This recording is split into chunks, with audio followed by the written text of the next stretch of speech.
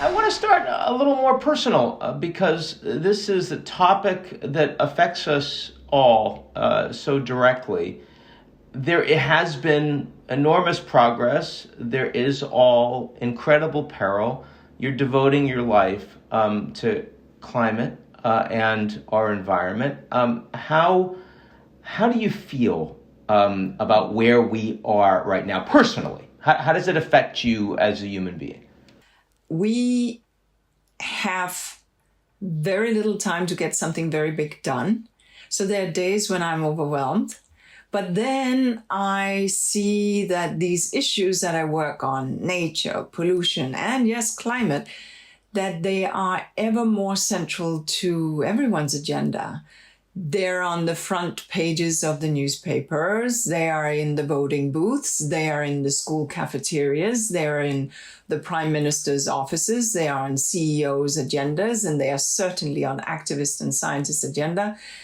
And you know what? That gives me a bit of lift and a bit of hope because it has not always been like that. Leaders around the world now, not all of them, but a lot of them, are certainly talking as if responding to our environmental emergency is the top priority they have. What's the gap? How are they actually acting, in your view, right now? The G20, the largest 20 economies, are responsible for 78% of all carbon emissions.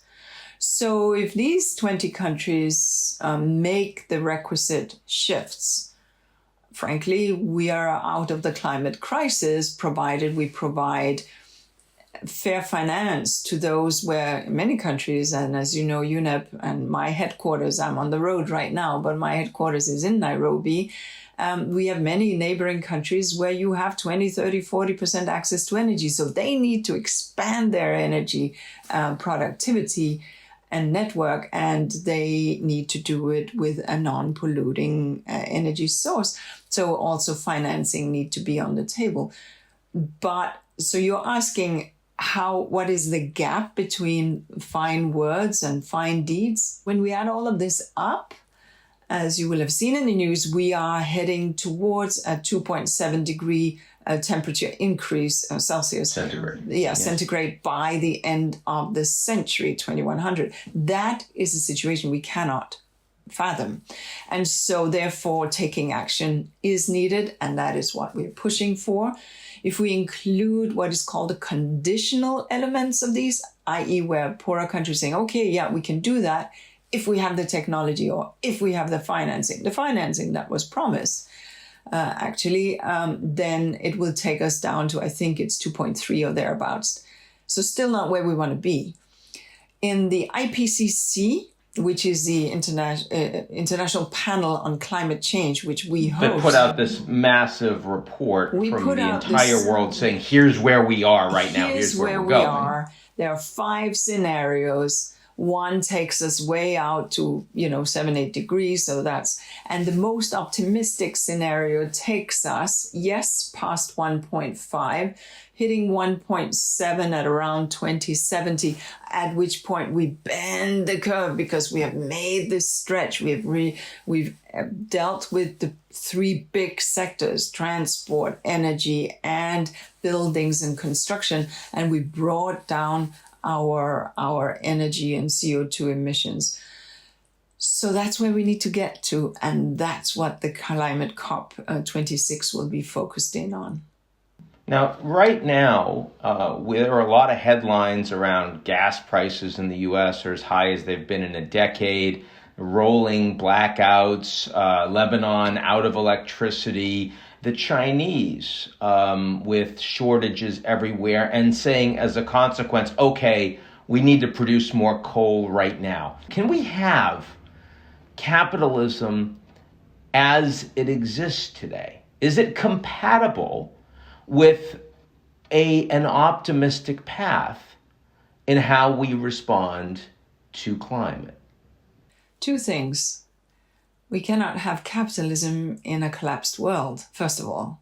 in a world where fires, inundations, floods, droughts, mass movements of people that will cause huge disturbance. That's actually the scenario we need to avoid. So that's just the first point. That's not, then you would need to have not a free market economy, because it wouldn't work anymore because of the huge disturbance that we would see on food production, on water, on our coastlines, on our infrastructure, and the burden it would have on the public purse in terms of the economy. We just come through COVID and we've seen the burden, what we borrowed to inject into the economy for health and for sustaining the economy. That's but a small overture compared to what we would need to do for climate change. So that's the first point. Second point, yes, absolutely. And the early birds get the worm here. There are smaller economies, admittedly, that have made significant transitions already. And frankly, they're sitting pretty well. But it's important to recognize that coal-dependent countries, oil-dependent countries, that's not easy, but it will be about being smart about that transition. And we are seeing even some big hydrocarbon producers making those moves into that next economy that we need to reach. And frankly, innovation is going so fast. If we had this conversation 5-6 years ago, no one would have thought that concentrated solar or PV would be at the prices that we have today. Now, there's a lot of talk whenever we talk about climate change of 1.5 degrees centigrade. And again, we're not on a pathway to that. We're not close. The most optimistic scenarios don't get us there. But what was the magic behind 1.5? Why was that such a significant place for the world to try to coalesce?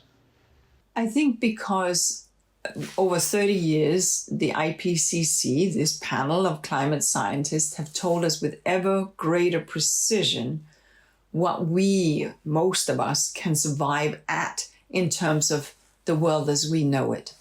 And when we look at 1.5 even, we are beginning to understand, because right now we're 1.2, isn't it? And when we look at 1.5, we're beginning to understand that actually our world will change. The fires we're seeing in California, the fires we saw in Southern Europe, etc. This is not normal. This is the new normal. But also understanding then at which points, because sea level rise will happen, but happens slowly as the ice cap melts, as the sea ice melts. So therefore, understanding at what point do countries as we know them and coastlines as we know them no longer retain the shape and that we know. And therefore, we need to understand that much of the economic might of the world is actually coastal based. Think the US, think Europe, think Asia. Where do we have our our economic muscle? It is obviously harbor of ocean-facing cities. So understanding that is something that we need to take into account. And then small lying, especially atoll states in the Pacific and in the Caribbean and elsewhere. Well, not atolls in the Caribbean, but atolls in the Pacific. These countries disappear at below 1.5. And so that has been the moral tone that was set since Copenhagen by the small island developing states, that they may be small in size, in terrestrial size, they are massive in terms of ocean size, but the moral lever of ensuring that civilization does not disappear is very real too. We in UNEP, we speak about these 3 planetary crises: climate, nature loss, and pollution and waste. And we need to get at all 3 to get to a longer term sustainable planetary existence on planet Earth. I mean, let me turn to those now. And on biodiversity, we of course continue to see talk of this 6th great extinction, the first that is man-made, fully man-made. One of the most depressing statistics I ever saw was that since I was born, I'll date myself now, back in 1969, about half of all of the species we know on the planet in terms of biomass are no longer with us. That's kind of astonishing to think about. And it obviously is speeding up. Most of the world's media attention has been on what we've been talking about so far, which is carbon emitted into the atmosphere. Very little is about the rest of the species on the planet that don't have a voice, don't get a vote. Talk to me a little bit about your view of that part of your remit. Well, here's the thing, right? On the climate change issue, it hits us more visually and more real in our economy, our jobs, if you're a farmer or whatever you are, a fisherman, you see that things are changing. The fish are no longer where they used to be. They are further north or further south, depending on their climatic conditions. And obviously with all the floods, fires, etc., droughts, etc. So it's more visual. And I think in the US, Katrina, Sandy, some of these big storms were part of many people in the US realizing that this is very real. And of course now the California and the West Coast fires, I should say. So that's more visible. Whereas biodiversity, first of all, is a technical, difficult word. It's nature, right? It's nature. And nature gives us the food we eat, the water we drink, the air we breathe, and, most of the housing in which we live. So understanding that is harder because one bird or one butterfly or one insect, how does this affect me?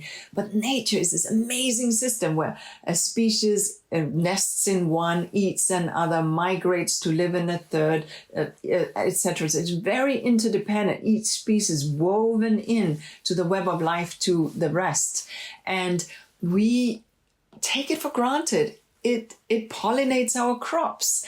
The massive hydrological cycle through which water is getting into the skies is because of what happened down in the biomass and how it evaporated back up.